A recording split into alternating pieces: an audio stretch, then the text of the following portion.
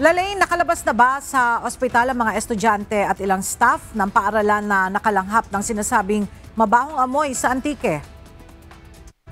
Ela, sa may 300 apektado ng toxic inhalation dito sa Sibalom, Antique, karamihan sa mga biktima, pasyente, lalo na itong mga estudyante, ay nakalabas na ng ospital at sa huling latest update ng DOH, nasa 6 na po pa ang nanatili ngayon sa ospital dyan sa Antique at nagsasagawa na rin investigasyon ang Bureau of Fire at Department of Education, Department of Health dito sa lugar na pinangyarihan ng insidente. Nagsasagawa na ng house-to-house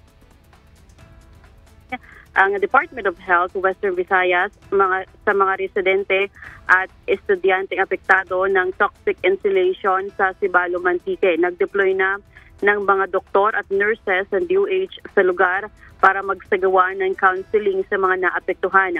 Sa data ng Provincial Disaster, umabot sa may 300 ang nagkasakit matapos makalanghap ng mabahong amoy ng kemikal. Ayon sa DOH, itong unang beses na nakasaksi ang mga residente sa Barangay Pisanan, Sibalom na may maraming mga estudyante mula sa Pisanan National High School at Pisanan Elementary School na dinala sa ospital matapos makaramdam ng paninikip ng dibdib, hirap sa paghinga at may mga ibang hinimatay pa.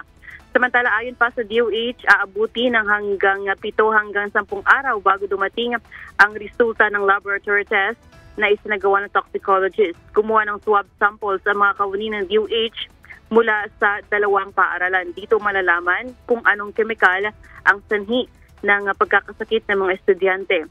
Pansamantalang sinuspende muna ang klase sa 2 paaralan habang ongoing pa ang investigasyon. Magsasagawa rin ng paglilinis ang Bureau of Fire Protection sa paaralan at sa lugar upang mawala ang iba pang mga posibleng pinanggalingan ng mabahong amoy.